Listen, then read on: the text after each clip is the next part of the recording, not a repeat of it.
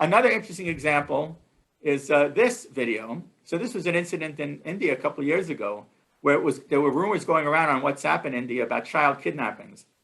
So somebody put up this video. Okay, you can see.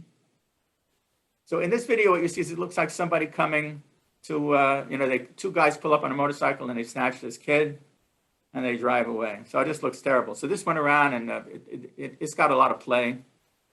And these two poor guys that you see here in the lower left portion of the screen, they drove through the same town on a motorcycle. And somebody said, hey, those are the two guys from the video.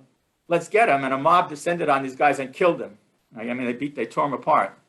But it turns out that this video was just a segment taken out of a larger training video. It was a Pakistani training video about raising awareness on child kidnapping. So this scene in what you saw was a reenactment, but somebody just cut it out and put it up as something real. It was very effective, just because, again, because people were ready to believe it. That's why it worked.